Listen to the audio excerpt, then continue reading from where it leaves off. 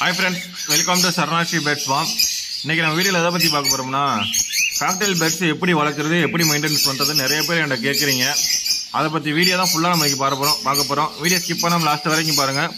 அப்பதான் நான் என்ன சொல்ல வரேன், எந்த மாதிரி காக்டெயில் பேர்ட்ஸ் மெயின்டைன் பண்ணனும் உங்களுக்கு ஃபுல்லா தெரியும்.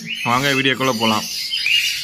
இப்போ நம்பர் 1 நம்ம எதை பத்தி பார்க்க போறோம்னா காக்டெயில்ல எந்த பேர்ட் ஸ்டார்டிங்ல வாங்கி வளர்க்கலாம்னு சொல்லிட்டு நிறைய பேர் கேக்குறீங்க. காக்டெயில்ல நிறைய மியூட்டேஷன் இருக்கு.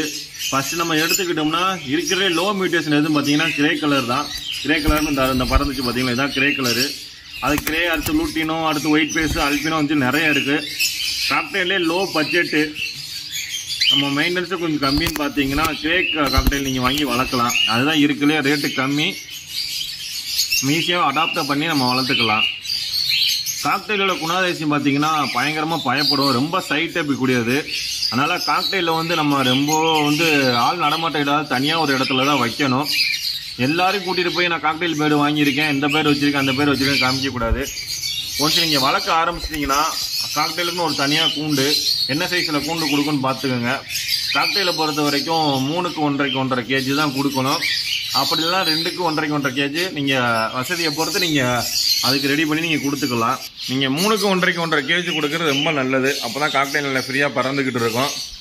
நீங்கள் ஃபஸ்ட்டு அடல்ட் எடுக்கிறது பெஸ்ட்டாக, செமியாக எடுக்கிறது பெஸ்ட்டான்னு கேட்டிங்கன்னா காக்டெயிலில் பொறுத்த வரைக்கும் நீங்கள் அடல்ட் எடுத்தாலும் செட் ஆயிடும், செமியாக எடுத்தாலும் செட் ஆயிடும்.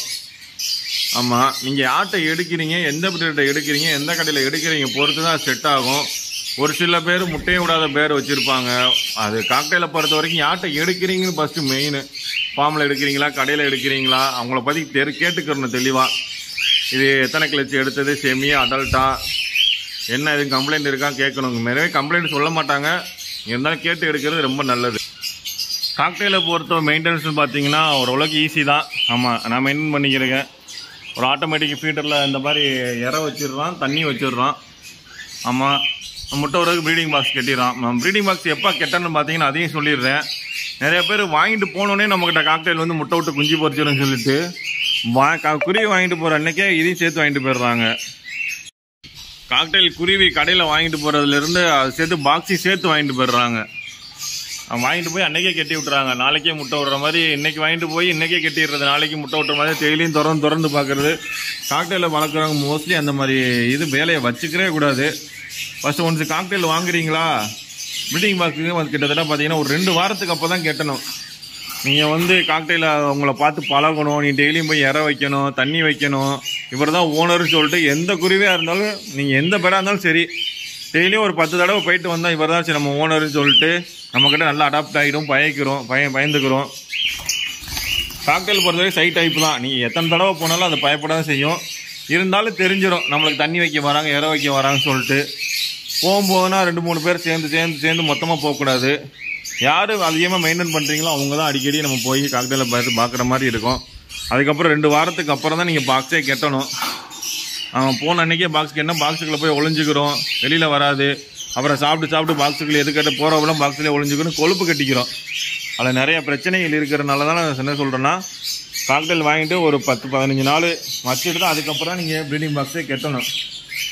அது கடையில் நீங்கள் ப்ரீடிங் பாக்ஸு கட்டக்கூடாது, ஓகேங்களா?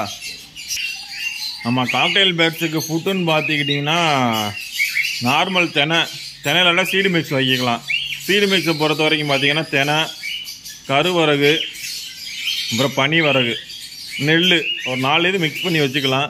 நெல் மிக்ஸ் பண்ணுறது ரொம்ப நல்லது, எந்த பேர்ட்ஸும் கொழுப்பு கட்டாது, ஓகேங்களா? அதுக்கப்புறம் இந்த ஃபுட்டு மட்டும் போதுன்னு கேட்டாலும் கண்டிப்பாக காணாது.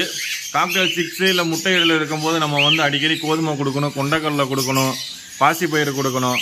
அது எல்லாமே நம்ம ரெகுலராக அது பார்த்தீங்கன்னா முட்டையில் இருக்கும்போது ஒரு மாதிரியாக ஃபுட்டு கொடுக்கணும், 6ல் இருக்க மாதிரி ஒரு மாதிரியாக ஃபுட்டு கொடுக்கணும்.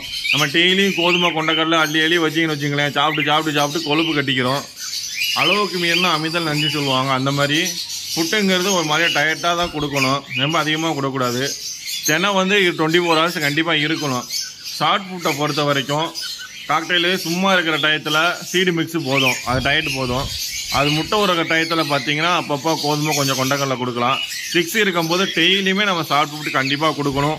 கீரை வகைகள் ஏதாச்சும் ஒரு கீரை வகைகள் வீக்லி 1-2 டைம் கொடுத்துக்கலாம். கீரை வகைகள் நிறையா கொடுத்தா கூட அதுக்கு லூஸ் மோஷன் போகிறதுக்கு நிறையா வாய்ப்பு இருக்குது. டெய்லி கொடுக்கவே கூடாது, கீரைக்கு கொடுக்கக்கூடாது. காக்டெயிலில் பொறுத்த வரைக்கும் வரக்கூடிய டிசீஸ்ன்னு பார்த்தீங்கன்னா சுக்கா தான் காக்டெயிலுக்கு அதிகமாக வரும். சுக்கா வரும், ஹீட் ஸ்ட்ரோக் வரும், டக்குன்னு சடன் டெத் ஆகும் காக்டெயிலை பொறுத்த வரைக்கும். நீங்கள் எப்போவுமே தண்ணி காக்டெயிலுக்கு குளிக்கிறதுக்கு நீட்டாக டெய்லி தண்ணி நீங்கள் டெய்லி மாற்றிடணும். எப்பவுமே குளிக்கிற தண்ணி வைக்கணும். ஃபுட்டு எப்பவுமே நீட்டாக இருக்கணும். ஃபார்மும் எப்பவுமே க்ளீனாக வச்சுருக்கணும். டிசீஸ் வந்து அதிகமாக டக்குன்னு காக்டெயிலாம் பார்த்தீங்கன்னா டிசீஸ் டக்குன்னு பரவிடும். இம்யூனிட்டி பவர் காக்டெயில்னால் ரொம்ப கம்மி. காக்டெயில் பேர்ஸை பொறுத்த வரைக்கும் டிசீஸை டக்குன்னு பரவிடும். அதில் எப்போயும் ஃபார்மை நீட்டாக வச்சுருக்கணும். சொதன்னு தண்ணி கொட்டி இந்த மாதிரி டெய்லி ஒரு வாரத்துக்கு ஒரு தடவை கண்டிப்பாக நீங்கள் ஃபார்மை க்ளீன் பண்ணிடணும். அதுக்கப்புறம் நீங்கள் பேர்ட்ஸு கட்டில் போன் நீங்கள் மஸ்ட்டாக கொடுக்கணும். டெய்லியும் கட்டில் போன் வந்து எப்பவுமே 24 hours கேஜில் இருந்துக்கிட்டே இருக்கணும். கால்சியத்துக்கு மெயினாக பேர்ட்ஸுக்கு நம்ம கட்டில் போன் தான் கொடுத்தே ஆகணும். இந்த மாதிரி ஒரு கட்டில் போன் வாங்கி ஹோல்டர் வாங்கி நீங்கள் வச்சு விட்டுறலாம். இதான் சிம்பிள் டிப். இந்த மாதிரி ஒரு ஆட்டோமேட்டிக் ஃபீல்டில் இடம் வச்சுக்கோங்க. கீழே சிந்தாமல் இருக்கிறதுக்கு தண்ணிக்கு வச்சுக்கோங்க. ஷார்ட் ஃபுட்டுக்கு ஒரு தட்டு வச்சுக்கோங்க. இதுவே போதுமானது. நல்லா வந்து காக்டெயில் ப்ரீட் ஆகும். காக்டெயிலை பொறுத்த வரைக்கும் கேஜ் மெயின். கேஜ் எந்த சைஸில் கொடுக்குறீங்க, எப்படி வைக்கிறீங்க, தரையில் வைக்கிறீங்களா இல்லை ஏதாச்சும் கொஞ்சம் ஹைட்டாக வைக்கிறீங்களா? தரையில் ஒரு சில பேர் என்ன வீட்டு தரையில் டைல்ஸ்லேயே வச்சுருப்பீங்க, அப்படின்னா வைக்கக்கூடாது. கொஞ்சம் ஹைட்டாக அது வந்து காற்றுல ஒயிட்டில் இருக்கிற மாதிரி கொஞ்சம் ஹைட்டாகவே காக்டெயிலுக்கு கேஜ் கொடுத்தீங்கன்னா நல்லா ப்ரீட் ஆகும். காக்டெயிலை பொறுத்த வரைக்கும் நல்லா செட் ஆகிரும். நல்லா ஃப்ரெண்ட்லியாக இருக்கும். காக்டெயில் சிக்ஸ்னா கேன் பிடிங்கிறது வளர்த்திங்கன்னா நல்லா ஃப்ரெண்ட்லியாக வளர்க்கலாம். காக்டெயிலுக்கு வந்து கிளச்சை பொறுத்த வரைக்கும் ரெஸ்ட்டு கொடுக்கணும். ஒரு 2 கிளச்சு கண்டினியூவாக எடுத்துகிட்டு ஒரு 3வது கிளச்சுன்னு பார்த்தீங்கன்னா ப்ரீடிங் அது முட்டை டைத்தில் ரெண்டு தடவை குஞ்சு பொறிச்சிட்டு 3வது ஒரு டைம் குஞ்சு பொறிக்கும்போது நம்ம ரெஸ்ட்டு விடணும். ஆமாம், ஒரு வருஷத்துக்கு பார்த்தீங்கன்னா ஒரு 4 கிளச்சு 5 கிளச்சு தான் எடுக்கணும். காக்டெயிலேருந்து ஒரு 5 மாதம் ப்ரீட் பண்ணணும், 5 மாதம் ரெஸ்ட்டு விடணும். அந்த மாதிரி நீங்கள் கணக்கு பண்ணி காக்டெயிலை பொறுத்த வரைக்கும் 5 கிளச்சு தான் எடுக்கணும் வருஷத்துக்கு. அதுக்கு மேலே எடுக்கக்கூடாது. அப்போ நல்லா ஹெல்த்தியாக ஆக்டிவாகவும் இருக்கும் பேர்டை பொறுத்த வரைக்கும். மோஸ்ட்லி எனக்கு தெரிஞ்ச சின்ன சின்ன விஷயங்கள் உங்களுக்கு நான் சொல்லியிருக்கேன். இன்னும் நிறைய விஷயங்கள் இருக்குது. மோஸ்ட்லி காக்டெயில் பார்த்தீங்கன்னா பேர்டு வாங்கிட்டு போனோன்னா ப்ரீடிங் பாக்ஸ் கட்டக்கூடாது. ஒரு 2 வாரத்துக்கு அப்போ தான் கட்டணும். கொஞ்சம் செமியாக எடுக்கிறது நல்லது. அடல்ட் ப்ரீடிங் பேர்டாக எடுத்தோடனே முட்டை ஒன்று சொல்லிட்டு எடுக்கக்கூடாது. ப்ரீடிங் பேர்டு எடுக்கலாம். ஆனால் யார்கிட்ட எடுக்கிறீங்க, எப்படி எடுக்கிறீங்க, உங்கள் ஃப்ரெண்டு சர்க்கிளில் நீங்கள் பார்த்த பேர்டாக எடுக்கலாம். ஏன்னா தயவுசெய்து ப்ரீடிங் பேர்டு எடுக்காதீங்க. ஓகே ஃப்ரெண்ட்ஸ், இவ்வளோ தான் நம்ம காக்டெயிலை பொறுத்த வரைக்கும். அதுக்கு மேலே டவுட் இருந்தால் நீங்கள் கண்டிப்பாக கால் பண்ணுங்கள். நான் 6 கால் பண்ணாலும் கண்டிப்பாக கால் பண்ணி ரெஸ்பான்ஸ் பண்ணுவேன். ஓகே ஃப்ரெண்ட்ஸ், இந்த வீடியோ பிடிச்சா லைக் பண்ணுங்கள், ஷேர் பண்ணுங்கள். மறக்காமல் நம்ம சரவணாஸ்ரீ பேர்ட்ஸ் ஃபார்ம் சேனலை சப்ஸ்கிரைப் பண்ணி வச்சுக்கோங்க. Thank you friends. நெக்ஸ்ட் நம்ம ஆஃப்ரிக்கன் குரூப் பீடிங்கை பற்றி நம்ம நெக்ஸ்ட் வீடியோவில் ஆஃப்ரிக்கன் குரூப் பீடிங்கை பற்றி தெளிவான நம்ம ஒரு வீடியோ போடுவோம். நம்ம வீடியோ கண்டினியூவாக வாட்ச் பண்ணிக்கிட்டே இருங்க. நான் ஒவ்வொன்றும் அப்டேட் பண்ணிக்கிட்டே இருப்பேன். Thank you, friends.